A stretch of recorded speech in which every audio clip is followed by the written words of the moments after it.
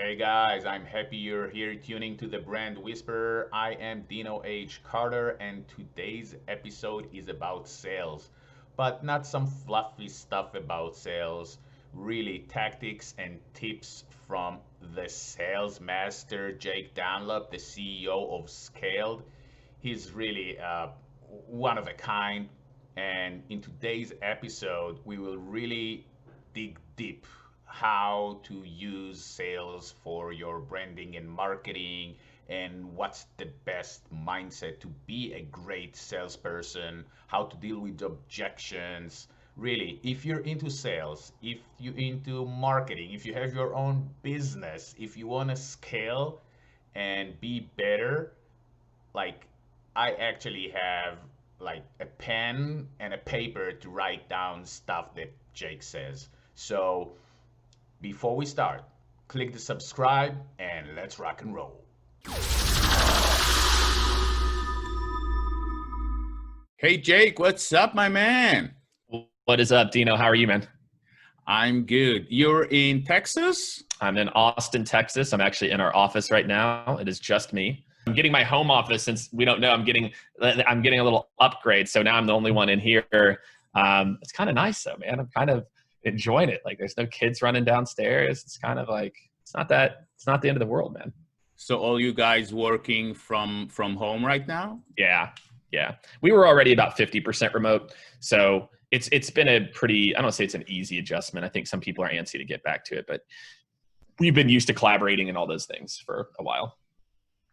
So for those of you who don't know, Jake is a sales aficionado and we met on LinkedIn.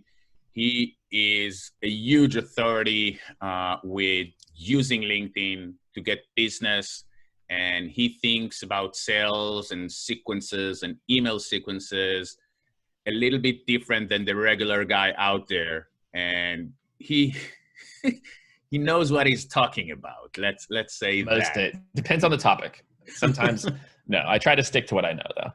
We actually started talking, so let's continue with that, just before we started, about this whole sales emails, templates, and all that, and sales right now with COVID. What do you think about this whole thing? Well, look, I mean, I think templates have a time and place, but I mean, that's marketing's job, right? Marketing's job is to do send all with custom field, right? Like, I mean, that's been the same for 12 years, right? What I feel like is here's what's happening. Let me give you, I'll go back like a history lesson real quick, you know? Okay, going up to the 2000s, we really only had call. We started to use email like mid to late 2010s, and it was okay. 2010 to 2015, we were using a hybrid. 2015, enter SalesLoft, Outreach, etc. I'm a big fan of all these tools. We're Outreach's largest partner, so like I'm all for these tools. The issue was we then started to migrate away from calls and we went toward these email templates. And guess what? Because email wasn't getting inundated, it worked. It worked. These templates with these like custom fields, like they worked. Yeah. The problem is everybody's doing it. And as soon as that happens, you have to adapt. The buyer's behavior has changed. So I feel like what happened is we feel like we found some type of easy button, and we've just been pumping this easy button. And now I saw some stat where it's like less like 50% of SDRs are hitting their numbers, 50 or 60%. And I'm telling you, it's because the complexity of sequencing has not evolved at the pace that the buyer behavior has, and the pace that what buyers' expectations. They're inundated with emails. The way that people use LinkedIn is so rudimentary. And we've moved so far away from calls that, that ability to have that authentic, dynamic interaction, I think a lot of teams are struggling with. So I feel like what we have right now is a complexity problem that we've been so used to hitting the easy button that now, even though we're failing, we're not increasing the complexity of the sequencing. And by the way, it's not, you can still build all these out in template. You can still build out. All those tools are containers for activity. They can be an email, a direct, they can be whatever you want. So that's issue one. We're too basic still. And issue two is we are not treating the SDR and outbound role like a performance organization. What do I mean by that? Let's say you're spending 50 to 100, you could be spending $1 million a month in paid advertising. You're spending at least 10% of that cost to optimize that in real time. Now let's go to your SD group. You're spending 200,000 on people, 300,000 on people, 400, whatever you're spending on your SD team. And how much are you spending to optimize that every 2 to 3 weeks? Zero. Nothing. Part-time of a sales ops job, part-time of an SDR. Why aren't we taking the same performance mindset? It's the same 200,000. Why not fire all the SDRs and just go dump the rest into Google because you're actually going to optimize it, or other paid ads? And I think not enough organizations have a always on performance mindset in their sales org. And that's obviously like a lot of the work we do is kind of augmenting their team and helping to do that. But it's what's required now. You have the data. Why aren't you optimizing? So it's a very long answer to a short question, but I think some of the history is important for those who haven't, kind of lived through all of it. I think that you touched, a great point that I think that I see it across the board. And, I'm not in sales, I'm in marketing and branding and consulting, but I think that consumers are not the same as they used to be even 5 years ago. That's right. They are much smarter. They are the kings. They rule, not the corporate. The corporates don't rule anymore. Easy cannot be the answer anymore. So people think that, just like you said, hey, let's just push tons of money on Google ads or whatever. Let's optimize the campaign. But if you would just go back for a second to the fundamentals of your brand and use feelings, emotions, everything that, a good brand is based on, you will see that your marketing and sales actually are better because there's so much noise out there. So you actually need to optimize who you are, what you're offering, and why should they buy. And then your sales will be better, your marketing will be better, your campaigns will be better. Yeah. Just like you said, we can't press on the easy button anymore. It's not easy. Well, I think you're bringing up something I'll maybe as a third, which is on the marketing side. B2B marketing is completely lost. They have forgotten about brand altogether. And for B2B marketers right now, for them, if they can't measure the direct correlation between every activity, there's no value. And I get it, but they don't understand. As the products become more ubiquitous, as people think, well, that's a lot like this one, and that's a lot like this, Drift and Intercom and sales. One of the easiest ways to differentiate is on brand. Yeah. One of the easy and customer experience, two things that are completely within your control. And I feel like marketers right now are one, and it's not their fault either. It's their board's fault. It's their, it's the C-suite's fault. In their mind, they're like, but Jake, it's about the SQL to MQL funnel. Brand is real. Brand is, although yes, is it a direct attribution for everything? No, but that's okay. It's okay. And guess what? On the SDR side, it's okay. You can't track every activity. It's okay. It's about outcomes. It's about, by doing these things, is it going to make everyone's job 5 or 10% easier if we have a more established brand? And I feel like marketers and sales leaders in general have to get back to this idea of brand is also important.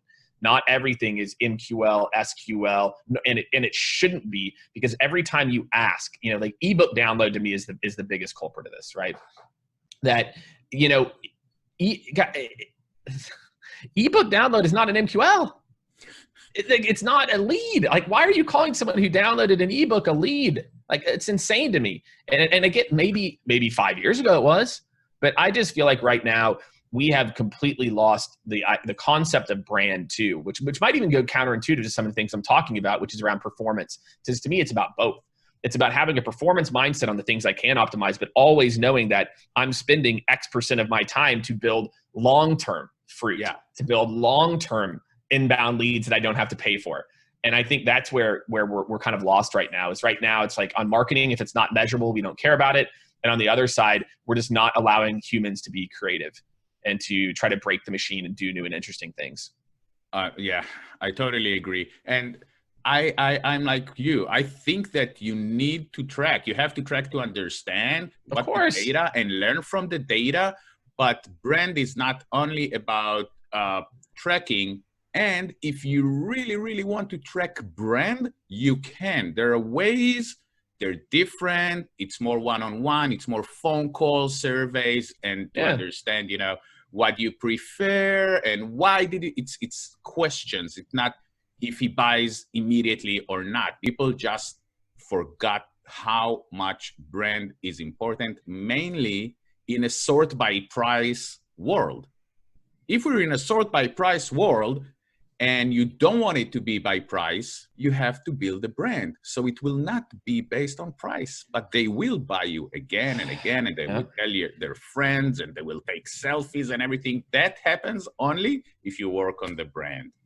And you can do that in B2B. I think, I feel like too many businesses are like unnecessarily boring. Like, it's like, why? Like, it's like, and also it's like they see that this isn't working. Like, go to LinkedIn and look at the interaction that your content gets. It's not working. You can see nobody's interacting with it. There has to be a point, with a definition of insanity where you just go, oh, well, that's not working. And because that's what I can tell you, I went through that. I mean, I'll share my story. It's May of 2018. We were doing what every good consultancy is supposed to: blog post every week, ebooks every 60 to 90 days. I mean, we were the poster child. And then we would share it on social. And people are like, you get 45, 100, whatever downloads, and that maybe that turned into a few deals. But the amount of effort that goes into doing that machine. What I realized is, look, the puck has moved. People's behavior has changed. They're not trying to hear this shit. They're not, like, at the end of 2018, the stat I saw was 2.1 million blog posts produced every day. I got to imagine now it's like 3. And how many ebooks are pushed out every day? Ooh. Information is becoming ubiquitous, right? Like, there's so this idea. I quit. I basically said, from June of 2018 through June of 2019, we put out 0 blog posts and 0 ebooks, and we went all in on bite-sized social media. We closed well over $1 million from organic LinkedIn annually, easily. And it's from it's from building myself around, that I'm an expert in this topic, and then Skaled, my company, gets all the shine. I didn't think that's what I was supposed to do as a CEO. I thought I was supposed to only promote my company, and if I did anything different, I was an egomaniac. And what I started to realize is, like, oh, nobody cares about companies, right? Especially because most of these companies are kind of like boring. So either you as an individual or individuals as a sales org or marketing org need to be out there and be your own brand advocates, or the brand and not or, it's and the brand needs to get more interesting too. And right. The brand has to have some amount of personality. I think Gong does a really good job of this. I think Drift does a pretty decent job at it. Gong, there's a handful Drift, of others. Definitely. Gong, wow. Doing an amazing job lately. That's right. And what do? They lead with data and insights, data you can't get anywhere else. They lead with, like, personalities. Sometimes I think it's a little weird. Like, their CMO got mad at me because, like, he did this, like, where's Waldo thing. And I was like, dude, this makes no sense to me. Like, why you're doing this? But, hey, if that's on your brand, then that's on your brand. But everything they do is on brand. They build a brand. They have a brand personality. When you go to the website, there is a specific personality. If you download something, it's like everything they do is on brand. So, for me, I think they're doing a great job. I do too. Let me ask you a little bit of a personal question. Sure. How a kid from small town Iowa gets to be such a big shot in a good way in corporate America? Oh, man. Yeah. So I was born in a town called Primgar. I was actually lived in a town called Paulina, which is even smaller. Primgar has 900 people. I grew up, then we lived on a feedlot in Nebraska. Then I lived on a farm. And then when I was 7, we moved to Kansas City. And so I grew up most of my life in Kansas City, very, very middle class, very middle, lower middle class. And, for me, look, my parents had a nickname for me, and it was Kaya, which is know-it-all, which is kind of messed up. Like, don't give your kid that nickname. But I've always questioned authority. And so it's what made me extremely good at my job, and my intensity and hunger for knowledge and growth has always been there. But the reason I ended up, I never thought I'd be an entrepreneur. I had no desire to start my own company. I was never like, oh, I'm going to go be this business owner. I literally had 0 of that until I got fired from my second VP of sales job after crushing the job itself, destroying revenue targets, doing the job, but being so all-time bad at politics. I am really bad at politics. I am, and I don't say that because everyone's like, I hate politics. There's a good amount to be good. You need to be better than I was at politics. And I just realized my whole career just kind of flashed ahead of me, which was, okay, so this is your life now, dude. Every 2 to 4 years, you're going to get fired because they want the slightly older white male sales leader until you become like 65 with more like salt and pepper. You're going to make good money. You're going to get a little piece of equity here or there. And then your career restarts every 2 to 4 years. That, my friends, is what it's like to be a CMO at a startup or a VP of sales in a startup role. But I like building. I like doing the work. And so then I was like, well, what's the alternative? Well, why don't I just go do this for a bunch of companies? And I was 33 at the time, something like that. And so the first year we were horrible. Like my consulting work was not great.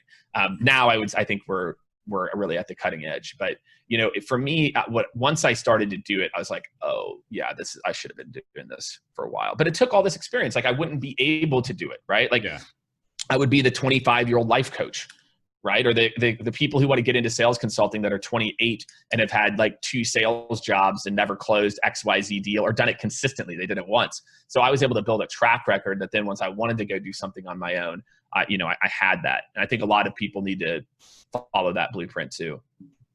Many people, they want to be in sales or they are in sales, but they're afraid of the word no. And no is a concept and a word that you get all the time in sales. Mm-hmm. Do you have a tip for these people? What would you say to those people? Quit now. If you don't like no, if you're that soft and you can't take someone saying no, it's your fault they said no. It's your fault. There are words that came out of your mouth that's how I always took it. I can go back every single deal, Dino, I have ever lost, every single one. I either got happy ears and overqualified someone who should have never been qualified. I didn't ask the tough questions up front. I got soft. I'm like, oh, Dino sold. Oh, blah, blah, this is great. Or every single deal that didn't close, my fault. 100% my fault. So I don't you didn't make them. There was something yes. I didn't do. I can go back and analyze because I have a very regimented process. It's actually every salesperson should. I'll give you a perfect example. I thought for sure we were competing. They brought this company up before that we were competing against this one company. So therefore our pitch, it was meant to like eviscerate this company. We were competing actually with the people like who are a tier above us. And therefore we lost a deal because I didn't have the foresight to ask they had mentioned that company and said that they had been disqualified. I never brought it up again. And so because of that, I didn't talk about our international experience. I didn't talk about this. I talked about it, but we didn't make that the crux of the argument. My fault. I didn't ask the question. I just made a bunch of assumptions. And I think if you're in sales and you can't if you don't have that mindset, there's a 0% chance you're an A player. I already know it because that means because my ability to assess myself is stronger than any manager's is ever going to be. Now, managers can help me to see my blind spots, and that's why I welcome coaching. I actively want them to tell me where I suck, etc. But I'm also a relentless self-assessor. And I think if you don't realize that you control your career, you control your destiny, you control your career trajectory, and it's up to you to get what you need out of your leaders versus for them to give you things, you're going to be pretty miserable. And so I think, look, if you're scared of the word no, quit.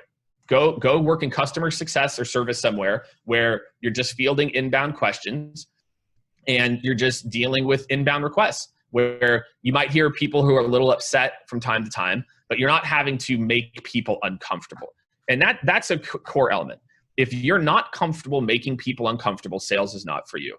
Because guess what? If the job was information giving, I'd pay you about a third of what you get paid. If all sales was showing up and giving people information, what do I need you for, dude? I could go hire someone for $45,000 a year to go read a script and give information. My job is to get you uncomfortable enough to make a decision and anchor off of the status quo, because that's where I'm losing to 9 times out of 10 is the status quo. And so I feel like sales is a mindset, and you can build this mentality. So Dino, just before we wrap this topic up, this was a cultivated mentality. I was just like, I still am. Before I get on a big call, I get a little bit nervous sometimes. Like I'm just like anybody. I don't like the word no, but I also expect it. This is it. If I go into, and this is how I've always trained teams. Go into every call expecting the worst case scenario. Stop planning for the roses and sunshine. That is why so many reps get anxiety is they didn't expect them to have an objection. I'm like, of course they're going to have an objection. I feel like if you can just fix that part where you just go into every call and then I would prep. I was a maniac, dude. I'd be, okay, why are they going to say no here? Okay, tweak. Okay. And I tried to reverse engineer a path to no objections. I would try to reverse engineer everything. So by the time I finish, you're like, okay, Jake knows our business. This is this. He's answered. And so I just constantly try to reverse engineer that outcome of like, I have thought of as much as humanly as possible. And I think it's that ability to prep and think through that also separates, good from great salespeople. But if you aren't comfortable getting uncomfortable, hearing the word no, preparing and for objections, sales just isn't for you. It's not for you. When I did sales, I listened to the no, and then I embrace it because I know that it will come. I probably know why they said no, right, just like you. So I know the objection, so I have an answer to it. And this answer would usually be a question. Ask questions and you will get all the information you need. That's right. So if you say one is asking questions, what are the other two best tips that you can give salespeople? You are in control. That's my first tip, is you're in control. You have to go and help the collaboration to happen. You have to go set those meetings. You can't just sit around and rest on your laurels and hope that Denise is going to close everything for you. Yeah. Come on, man. Come on, dude. It's so delusional to me. All right. Second most important tip is drive. It's kind of like a sister to this, which is drive momentum. And what I mean by that is that 85% of companies believe they do not collaborate well internally. Companies don't know how to buy. Like, sales is not used to buying things with marketing or with IT. Like, these groups, especially in mid-size or small to medium, they don't talk that much. Right. And so you have to drive the momentum. So if at the beginning of every call, you're not setting a clear agenda, and then at the end of the call, you're not saying, great, so let's talk about typical next steps. So typically, we talked about this. If this happens in this, then this is what will happen next. You should know what needs to happen. It's your product. You know who needs to be involved. Tell them. And so I feel like people would save themselves a lot of headache, a lot of back and forth. If they're like, just put people in the typical path, they will tell you when there's a deviation. Ask them to participate, but you set the baseline of what typically happens, right? And also the words matter. So the difference between using words like typically and normally and I would love to, when you say I would love to, it makes it sound like it's an exception. When I say typically this is what happens next, it sounds like it's a part of the process because I know that it is. And so that small tweak, man, that's going to increase your second meeting conversion rate by like 20 to 40%. Again, and just do a quick gut check. If after every time you say, I'd love to loop in Rachel, your constant answer is, yeah, absolutely. That sounds great. Dino, can you send me some information? Let me catch up with her next week in our one-to-one. And then it's because you keep acting like it's like not a part of the normal process. I know what I like to say when they say, can you send me some information? What do you say when they say, hey, can you just email me some info? Okay. All right. So this is an objection technique. Okay. I'm going to talk a little bit about this. This is an objection technique called AIR, A-I-R. Acknowledge, ignore, resume. Okay. Here's what you have to realize. Most objections are random thoughts that just popped in the person's head. Right. Random thoughts. Like I give IT a lot of shit in big meetings because I hate IT in most big meetings because they're just like negative. But when you got Randy from IT, he's like, well, tell me more about the API call. Blah, blah, blah. Randy, we're at meeting 2, dude. We're trying to talk about a business case. So here's how so again, I want you to think that just popped in Randy's head. It's the same thing every time. Dino, absolutely. I'm more than happy to. A couple of quick questions here. Typically, I'm going to put him back in the process. So typically, next steps would be this. If this is something you see value in, we'll set up a quick demo for the rest of your team. It sounds like Rachel and Susan would be involved. In order to move the process forward, what's going to be the easiest path? Are you comfortable with us maybe setting up a quick 20-minute conversation with them for next week? And then we kind of see where we go from there. Does that work for you? So that's where I would try to get them. Acknowledge, ignore, resume. And a lot of people might hear that. Jake, you're an asshole. Jake, that's manipulative. No, it's not, because I just know that, like, what's the alternative? And I'll tell you, Dino, how I learned this. take you back in time a little bit. I had a scenario where this happened. I was young. I was 26, 27 at the time. And I remember this happening. And there's a guy, he said it to me, Dino. He said, yeah, Jake, this is really interesting. You send me something. And in my gut and in my head, I'm like, you pansy, you better confront this thing head on. I'm like talking to myself. And I'm like, okay, all right, that sounds good. I'll send you some details and we'll catch up next week. And I hung up, took off the headset and I hung up. I'm like, dude. And you knew that's it, the sales What day. is wrong with you? Why did you do that? Like, that's not the right thing to do. Why did you? And so I made a decision. I go, I will never beat myself up after a call by not getting uncomfortable. I made a decision right then that moving forward, I will choose to make the other person uncomfortable before I deal with it myself. And that for me was the light bulb moment around a lot of this. Nice. The uncomfortableness. And that's actually what I do. First of all, say yes. Yes is a very absolutely strong, more than very happy strong. to. And yes, I understand. Sure. And then bring it back and just close the deal or get to wherever you want, to the second meeting or the third meeting or the thing that you want to end and not they want to end. That's right. Or I'll if there's pushback again, I'll say, okay, well, help me to understand. Dino, is there some hesitation? Like it seemed like from this, and this, that there's a potential fit. Are there other projects, budget? Like tell me, like you give them space to answer. And then you hear it on the phone, you hear, well, actually, we've got this big ERP project. Yeah. Fine. Okay, so right now, is there any likelihood you're going to – no, Jake, there's no likelihood. Okay, fantastic. When's this ERP project going to wrap up? Great. I'm going to send you a calendar invite. Let's connect in 3 weeks. Great. Yeah. So you got to invite them. You got to understand what's in a real objection.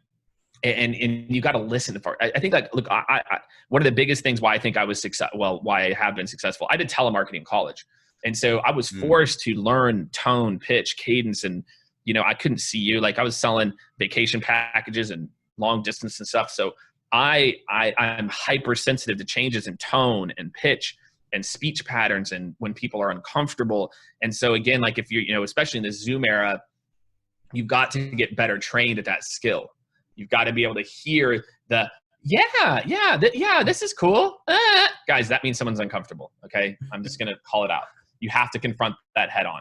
So yeah, man, there's a lot there, but I think, look, all of this can be taught. I became an expert at a lot of this from studying the game, from studying and practicing and trying something new and practicing and trying it a little bit different this way, ripping off best practices from other people, like, there's very little original thought left in the world. We've got like 8 billion people, right? Yeah. So like most thoughts have been, so beg, borrow, and steal from everybody else and then practice to make it your own. That's been my mantra. Experience goes a very long way, definitely. So something that is new with COVID, and I think that's like something that I'd like to wrap with.